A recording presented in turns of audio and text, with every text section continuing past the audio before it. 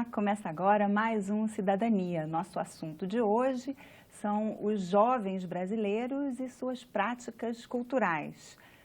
Nosso convidado hoje é Frederico Barbosa, pesquisador do IPEA, que vai contar para a gente sobre as pesquisas dele. Olá, Frederico. Olá. Então, qual foi o que você encontrou? Dá para traçar um perfil do jovem brasileiro? Olha, dá. A primeira coisa é que o jovem brasileiro faz muitas atividades culturais, né? A gente tem sempre a imaginação das faltas, né? Para o jovem ou para a população em geral com relação à cultura, né?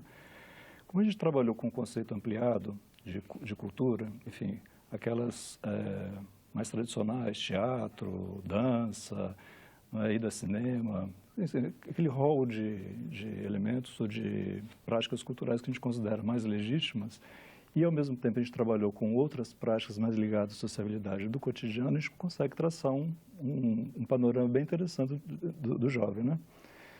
Os jovens, enfim, está no cardápio deles uma série de práticas que envolvem, desde as práticas mais legítimas até as práticas de sociabilidade do cotidiano, saída com amigos, né, passeios, né, práticas relacionadas à religiosidade, enfim. Então, não é só enfim, não é só um olhar das faltas, né, o que o jovem não faz o que ele deveria fazer. Então, a gente consegue traçar um perfil bem interessante do que o jovem faz sem pressupor que exista só a prática mais legítima ou aquela mais valorizada, né? Mas existe só um jovem brasileiro? Não, são muitas categorias. Olha, o jovem, na verdade, ele abrange uma faixa etária muito grande, né? Então, a gente tem também recortes em função das faixas etárias, né? Que vocês analisaram qual faixa etária? A gente pega basicamente 17 a 29 anos, que é o conceito que a gente dá para a juventude, né?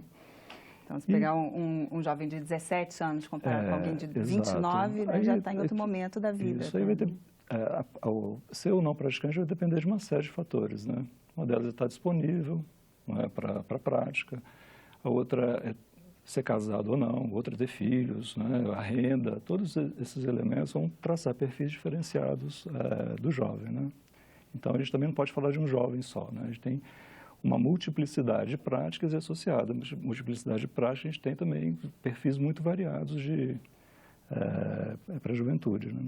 E explica para a gente um pouco os dados que foram usados, de onde vêm esses dados? Olha, os dados, eles vieram de uma pesquisa da Secretaria Nacional de Juventude, não é? Então, eles fizeram um campo, né, tentando traçar um perfil mais amplo do jovem, não abrangia só a cultura, nesse caso, e aí eu fiz a análise desse módulo específico, que eram as práticas culturais.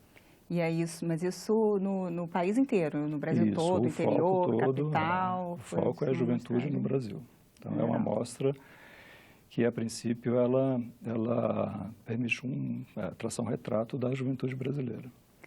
E quais são as principais diferenças dentro dessa grande categoria, né, abrangente, que são os jovens, né, assim, o poder aquisitivo, a escolaridade, o que muda mais? Pois é, aí tudo isso vai depender do tipo de prática, né? Então, para cada domínio de prática que a gente chama, a gente tem um perfil de praticante, né? E aí, no geral, assim, porque a pesquisa tem muitos detalhes, né? No geral, o que a gente tem, basicamente?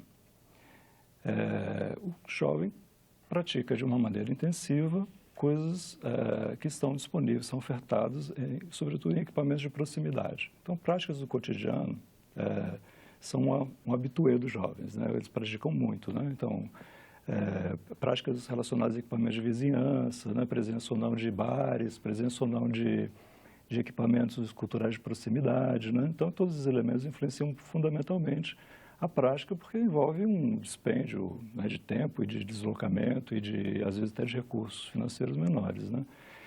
E aqueles que envolvem equipamento mais especializado, como o teatro ou audição de música de orquestra, enfim, que envolve um tipo de disposição mais especializada, associada com um tipo de oferta mais especializada, essas são menos frequentes no perfil de prática dos jovens.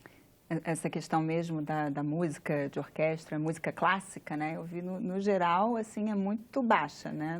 Isso. Uma coisa em todas as, assim, acho que 90% da faixa etária, da faixa de renda mais baixa nunca foi, mas mesmo nas faixas com mais dinheiro também não foram muito, né? É porque tem um diálogo com o que se diz, em geral, também sobre prática cultural, né, nesse caso. Em geral, o que a gente imagina do praticante mais frequente, né, dessas práticas culturais? A gente imagina que o sujeito tem uma escolaridade alta e uma renda alta. A escolaridade, da escolaridade decorre ter um contato com práticas culturais que são consideradas aquelas mais interessantes, mais legítimas, mais valorizadas. Então, a escolaridade representa, aí, no caso, a exposição a esse tipo de gosto, né? Então, o gosto por frequentar teatro, o gosto por frequentar as artes plásticas, né? As exposições, os museus e assim por diante. Então, a gente, em geral, associa a prática a uma escolaridade alta. E, relacionado à escolaridade alta, por uma série de derivações, aí, a gente também associa com a renda alta. Então, essas duas são os dois componentes fundamentais para explicar a probabilidade ou não de ser praticante, né? Só quando a gente pega, mesmo esses dados de renda e de escolaridade, ou de posse de diploma, ou de escolaridade mais alta, a gente vê que esses elementos explicam uma parte da frequência, não é? O que eu quero dizer com isso? A outra parte, quer dizer, o sujeito que tem a renda alta, escolaridade alta, que não pratica nenhuma daquelas atividades que a gente reputa como de maior legitimidade ou de maior valor, não é? E ao contrário também, a gente também vê o contrário, né? A gente vê pessoas com escolaridade baixa e renda baixa sendo altamente consumidores ou praticantes daquelas artes ou práticas culturais mais legítimas. Que isso seria, então, um fator mais individual, da escolha do indivíduo. Isso aí é uma mudança de escala, né? Em geral, a gente explica por essas variáveis, determinantes mais macro, né?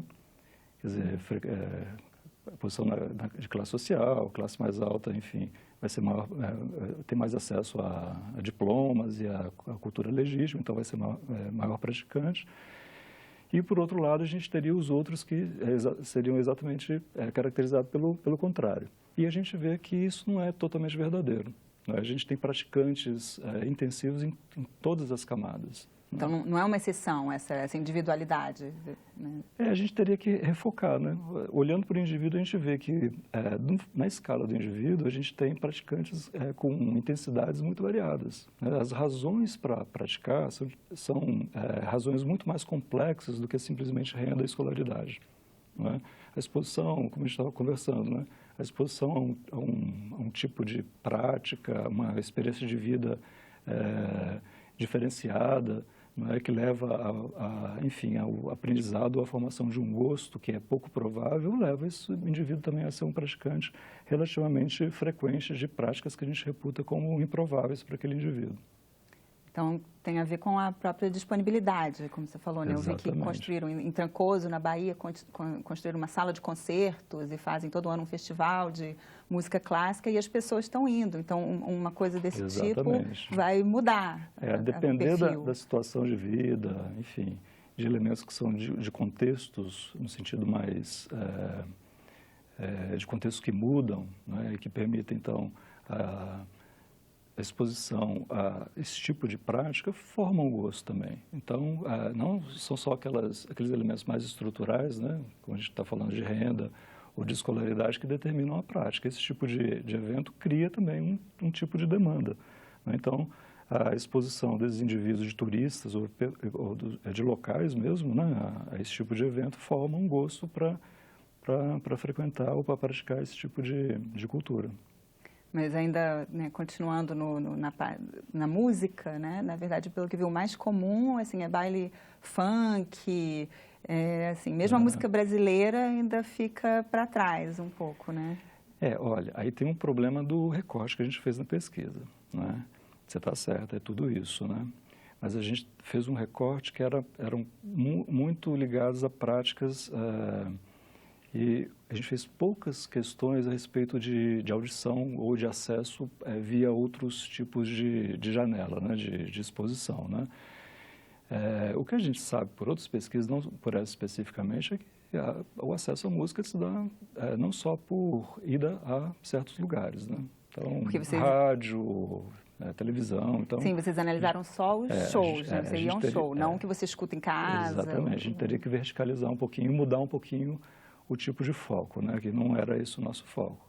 Mas então, música está presente, brasileira não tem tanto show, presente, né? O tempo todo. E a gente até teve contato, né? Eu trabalhei com uma outra pesquisa de São Paulo, mostrava que a música sertaneja está assim no coração de muitos brasileiros e aí, em decorrência também do jovem. Não é só o funk, não é só o hip hop, né? Não é só aquela música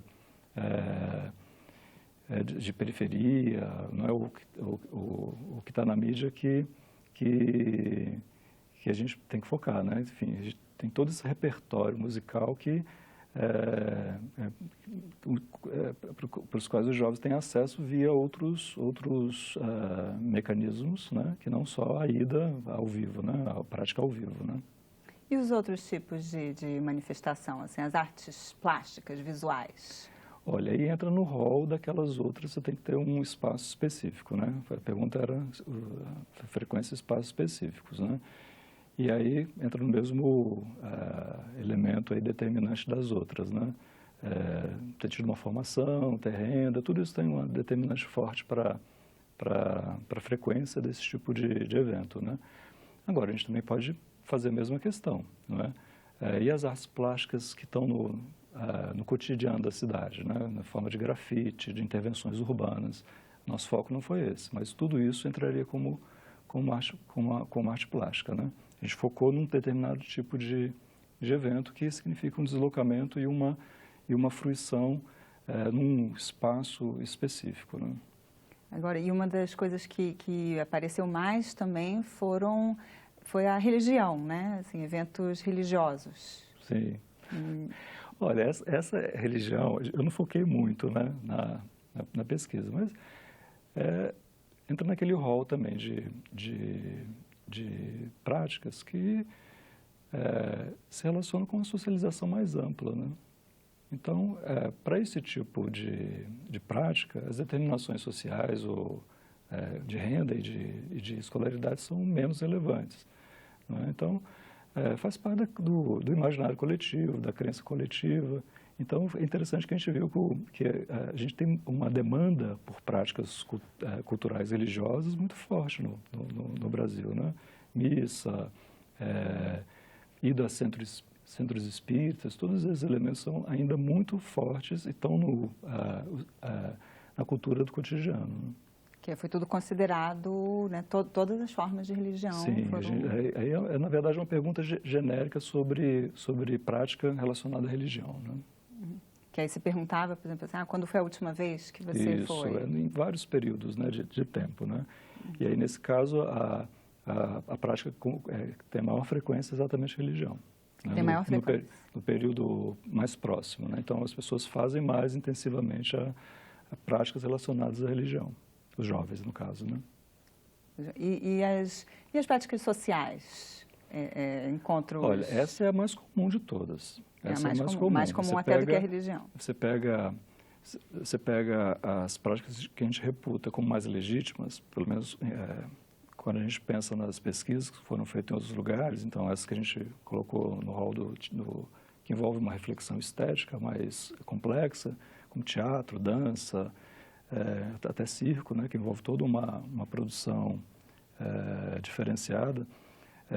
Enfim, essas práticas, elas têm lá um perfil de praticantes e não praticantes. Agora, as práticas de sociabilidade do cotidiano, que também são práticas religiosas, e que, em geral, a gente esquece nas pesquisas de práticas culturais, exatamente por focar as práticas mais legítimas, essas práticas são as mais comuns, não é? Elas são aquelas que fazem parte da cultura, né, e que significam, enfim, construções e desconstruções e mudanças nas relações do cotidiano. Então, saída com amigos, né, frequência a bares, visitas, tudo isso faz parte da cultura não é, faz parte de prática de socialização, a gente considerou como uma prática que é importante da gente localizar, inclusive porque ela delimita o tempo disponível para outras práticas, né?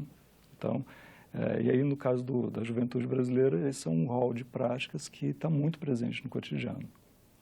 E chegou a ser analisado de alguma forma, assim, além do consumo da cultura, também o fazer cultura? Essa questão é super interessante. A gente teria que ter uma pesquisa específica. Eu tenho até conversado muito, né, para a gente fazer pesquisas de práticas amadoras, né, que não foi muito esse foco, né, porque nesse caso a gente simplesmente tem uma população de jovens, né, e a gente pergunta pelas práticas mais frequentes, né, e por períodos de realização dessas práticas, né. Essa outra pesquisa, para responder a sua questão, a gente teria que fazer um outro tipo de pesquisa, que é saber quem toca algum instrumento, quem pratica algum tipo de cênica, quem pinta, quem borda, quem faz outros tipos de prática cultural, no sentido de produção, mas que não significa só a fruição. Porque, no caso, a gente pensou mais quem é o praticante, qual é o acesso a um bem produzido por outros, né? Aí, nessa sua questão, a gente teria que agregar outros pontos, né, que é exatamente o produtor. E tem alguma perspectiva, algum plano em vista? Não, a gente conversou muito com o Ministério da Cultura, não sei agora como é que vai ficar, porque mudou um pouco, né? E, enfim, eram muito sensíveis para isso, né? Porque, afinal de contas, a gente sabe que musicalidade, né, a produção de instrumentos, produção de música, a produção de teatro amador, né? Enfim, todas essas atividades relacionadas à cultura, elas têm uma penetração muito grande na prática do cotidiano. Não como fruição, mas como, né, modo de expressão cultural. E isso seria interessante a gente descobrir ou mapear esse tipo de atividade. Não é? Mas, por enquanto, ainda está opaco, né, se isso acontece ou não. Então, aproveitando que você até falou das mudanças, né, como ficam, qual é o papel do Estado nessas práticas culturais, para o jovem, né, na culturalização, na socialização da cultura? Olha, a gente até colocou um pouco isso no texto, um pouco, assim, oculta essa reflexão, né? A gente tem duas vertentes aí para o Estado, né? Uma é aquele Estado que reconhece um tipo de cultura, que a gente está aqui dizendo que é a cultura legítima, que a gente falou que são aquelas que a gente, em geral, aponta como dotadas de um certo significado que é extracotidiano, né? Porque se relaciona com aqueles valores que a gente considera mais interessantes, né? Teria uma visão mais tradicional. Seria mais tradicional, é levar a cultura para alguém. Então, levar música, ensinar música, expor as pessoas à música, que é uma música interessante, né? Ou a teatro, ou a literatura, enfim. Há um rol de práticas que a gente considera assim, legítima e seria papel do Estado oferecer as condições de acesso. Isso é fundamental como papel do Estado, é uma parte. Não é? Tem uma outra parte que está relacionada com aquilo que não está no núcleo central dos valores, pelo menos aqueles valores que a gente, em um determinado momento, a gente considera como aqueles valores que são mais legítimos referentes a práticas que a gente tem que disseminar. Não é? E aí, o rol de práticas nesse sentido também é constituído por uma infinidade de atividades, né? E de gêneros, de música, de teatro, de literatura, né? Enfim, cordel, os bumbas, né? Enfim, tem uma infinidade de práticas aí, para isso aí. E aí, nesse caso, o Estado também tem um papel importante, que é fazer um tipo de atividade de reconhecimento e de legitimação daquilo que não é considerado legítimo. Então, as pessoas vivem isso, mas não está no núcleo da legitimidade, não está no núcleo do valor. Então, reconhecer e proporcionar a troca, não só dos grupos, mas o reconhecimento disso tudo pela população em geral, significa uma prática relacionada com a democracia cultural. Enfim, valorizar aquilo que não é perceptível, é invisível, né, ou que não está no nosso rol de valores mais delicados, mais caros e mais considerados. Então, o Estado também tem um papel nisso. Então, eu diria que o Estado tem pelo menos um papel em duas dimensões aí, no sentido mais abstrato. Uma dar acesso e outra reconhecer, né? Uma prática de democratização cultural, ou seja, levar a cultura para quem desconhece, né, ou quem não frui, né, formando gosto e assim por diante. A outra coisa é reconhecer, trazer para o rol das legitimidades aquilo que, num determinado momento, é meio invisível. Então, a gente tem essas duas coisas. É claro que tem uma infinidade de outras coisas, né? Tem um patrimônio histórico, cultural, para ser preservado, edificado ou não, material ou imaterial, né? Tem toda uma regulação no setor do audiovisual, que é super importante também de ser enfatizado como prática cultural. Tem todo um processo de fomento a atividades artísticas, né? A gente tem o exemplo que já é quase clássico dos pontos de cultura, né? Então, a gente tem uma série de eventos que podem ser fomentados, né? Tirados da invisibilidade, né? Da invisibilidade como práticas interessantes para serem conhecidas, trocadas e assim por diante. Então, o papel do Estado é vasto, né? Na área de cultura, não é? Em geral, a gente desconhece, o Estado já faz tudo isso. Em geral, a gente desconhece, né, todas essas atividades, né? E aí a gente também tem um papel nisso, né, que é dar visibilidade para esse rol de políticas culturais que a gente, de alguma forma, já tem, que tem uma certa precariedade. Todas essas políticas, não estou dizendo que todas elas são políticas completamente azeitadas, com orçamento poderoso, com capacidade de gestão também poderosa, mas são políticas que já são tradicionais, não é? Algumas de décadas e décadas de existência, outras mais recentes, mas a gente já tem uma cristalização de políticas públicas bem interessante para abarcar todo esse rol de necessidades relacionadas à própria fazer cultural, né? A gente vê aqui no Senado, por exemplo, volta e meia são reconhecidas algumas práticas culturais. No ano passado mesmo, a capoeira foi reconhecida como, né, um patrimônio. Esse tipo de medida, quando é reconhecido na lei, isso traz alguma diferença para o jovem, né, capoeirista, que está aprendendo, que pode vir a aprender? Isso se reflete? Olha, no caso da capoeira, acho que tem vários movimentos interessantes aí, né? Porque, vamos dizer que a sua pergunta está relacionada com ter lei e se a política funciona, né? Em alguns casos, a gente tem leis e a política não funciona. Em outros casos, a gente tem leis que são interessantes exatamente porque a gente não precisa fazer essa pergunta, funciona ou não, mas elas foram resultado de uma mobilização social muito, muito grande, né? Então, elas estão suportadas numa movimentação social. O interessante nesse caso é a gente imaginar que o Estado pode reconhecer esses movimentos da sociedade. A gente tem várias formas e modos de vida, e modos de fazer cultura e de saberes que estão aí, não é, que circulam. Algumas, eu diria que tem sentido que a gente tenha políticas específicas, outras talvez não tenha o menor sentido ter políticas específicas para isso, mas basicamente quando a gente tem uma lei, o interessante é que a gente está reconhecendo uma série de movimentos da sociedade, não é? E mais do que reconhecendo, a gente está, ao legitimar, ao fazer política, a gente está mudando também condições de vida, não é? Então, como é que a gente pensa esses elementos? Não é só tratar uma prática como uma tradicionalidade, mas o que isso transforma na vida daquele sujeito que pratica, né, que faz essa prática, que é produtor dessa prática, que está envolvido no seu cotidiano com essa prática, o que significa essa política em termos de transformação, né, na vida desse sujeito.